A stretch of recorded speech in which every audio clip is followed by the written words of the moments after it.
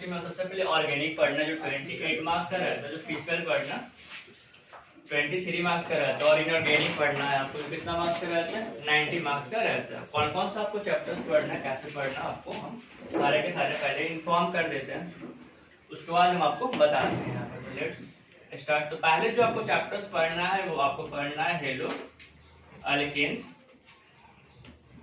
And क्या पढ़ना है आपके पास, हेलो एरिन पढ़ना।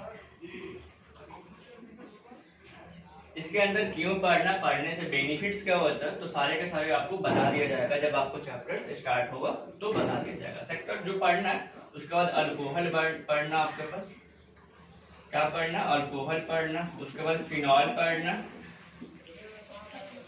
और उसके बाद ईथर पढ़ना।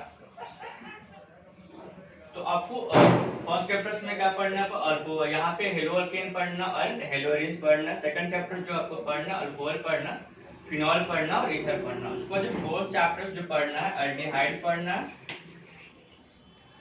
क्या पढ़ना आपको, अल्डिहाइड पढ़ना, कीटोन्स पढ़ना है, और उसके बाद क्या पढ़ना है आपके पास, कार्बोक्सिलिक एसिड पढ़ना। इसका पढ़ने से बेनिफिट्स क्या होंगे, तो हम सारे के सारे यहाँ पे डिटेल्स बता दिया जाएगा। लास्ट जो इसमें और पढ़ना वो एमाइन पढ़ना, क्या पढ़ना, एमाइंस पढ़ना है, और उसके बाद जो पढ़ना उसके बाद पॉलीमर्स पढ़ना है, उसके बाद बायोमॉलिक्यूल्स पढ़ना है। बायोमॉलिक्यूल्स पढ़ने के बाद आप देख लेना यहाँ पे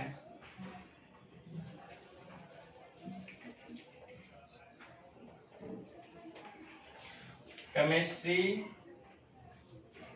एवरीडे इन लाइफ, ये आपको पढ़ना है। इसमें ड्रग्स के बारे में पढ़ेंगे, बताएंगे आपको कौन सा ड्रग्स ज्यादा बेनिफिट रहेगा आपके लिए। फिर सारे के सारे इसमें पढ़ना है आपके पास। देख लो, आप देख लेते हैं कि ऑर्गेनिक में क्या क्या पढ़ना है। तो हेलो अल्केन्स पढ़ना, हेलो एरिन्स पढ़ना, अल्कोहल, फिनॉल, ईथर्स पढ़ना है, अल्डिहाइड, कीटोन, कार्बोक्सिलिक पढ़ना है, एमाइंस पढ़ना है, पॉलीमर्स पढ़ना है, बायोमॉलिक्यूल्स पढ़ना है, केमिस्ट्री एवरीडे इन लाइफ। आपको सारे के सारे ये चैप्टर्स पढ़ने हैं आपको 12 ऑर्गेनिक में, और इसे कितना मार्क्स रहेगा, 28 मार्क्स का रहेगा। तो आप यहाँ पे स्क्रीनशॉट ले लो, इसको हटा दो। अगर फिजिकल्स में देख लेते हैं यहाँ पे, तो सबसे पहले जो पढ़ना है वो सॉलिड स्टेट पढ़ना है। क्या पढ़ना है, सॉलिड स्टेट पढ़ना है। उसके बाद जो आपको पढ़ना है सॉलिड स्टेट के बाद वो आपको सॉल्यूशंस पढ़ना है। सॉल्यूशंस के अंदर क्या क्या होता है, तो सारे के सारे आपको इंफॉर्मेशंस जब चैप्टर स्टार्ट होगा तो आपको बता दिया जाएगा। उसके बाद जो पढ़ना आपको इलेक्ट्रोकेमिस्ट्री पढ़ना है। इलेक्ट्रोकेमिस्ट्री पढ़ेंगे तो आपको बेनिफिट्स ये होगा कि बैटरी में क्या क्या बनता है, कैसे वर्क करता है, सारे के सारे आपको उसमें मिल जाएगा। तो इलेक्ट्रोकेमिस्ट्री। उसके बाद जो हमको पढ़ना है वो केमिकल काइनेटिक्स पढ़ना है। केमिकल काइनेटिक्स अगर पढ़ेंगे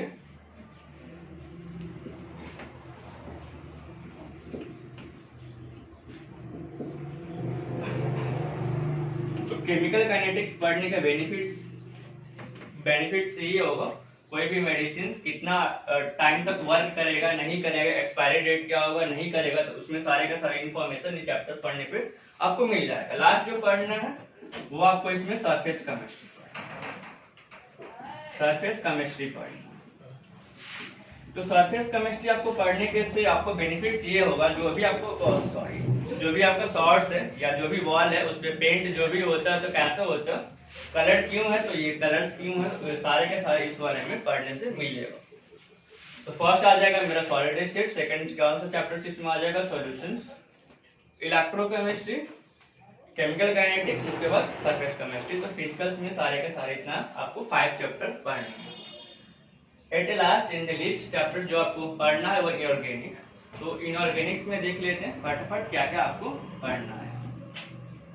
तो इनऑर्गेनिक में जो आपको फर्स्ट जो पढ़ना है वो पढ़ना है isolation of element, isolations of elements.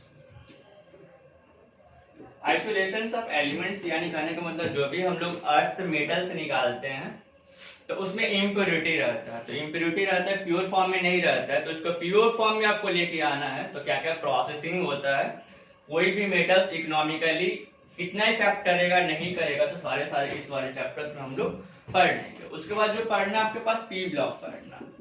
P block में अक्सर बच्चों को पता नहीं रहता है कहाँ से पढ़ना है नहीं पढ़ना है। तो आपको जो पी ब्लॉक पढ़ना, तो स्टार्टिंग में नाइट्रोजन पढ़ना है, ऑक्सीजन पढ़ना है, हेलोजन्स पढ़ना है, और क्या पढ़ना है इसमें आपके पास इनर्ट गैस पढ़ना है जिसको जीरो ग्रुप बोलते हैं। बस आपको पी ब्लॉक में यही पढ़ना है, कार्बन और बोरोन फैमिली नहीं पढ़ना। उसके बाद जो पढ़ना है, उसके बाद कोऑर्डिनेशंस कंपाउंड पढ़ना।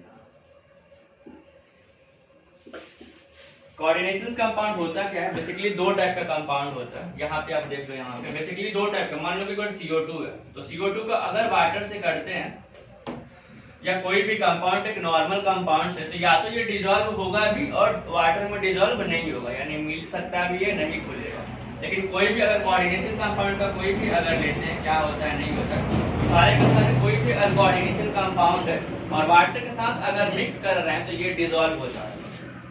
तो बेसिकली ये सब आपको पढ़ना है यहाँ पे 3 चैप्टर। और तो लास्ट जो पढ़ना है उसका डी एंड ए ब्लॉक पढ़ना है, डी एंड ए ब्लॉक पढ़ना है। तो कौन कौन से चैप्टर्स आ गए आपको, आइसोलेशन ऑफ एलिमेंट्स आ गया, पी ब्लॉक आ गया, कोऑर्डिनेशंस कंपाउंड आ गया, और डी एंड ए ब्लॉक आ गया। तो टोटल का टोटल यही आपको पढ़ना है इनऑर्गेनिक में। और कितना मार्क्स का रहेगा ये, 90 मार्क्स का रहेगा।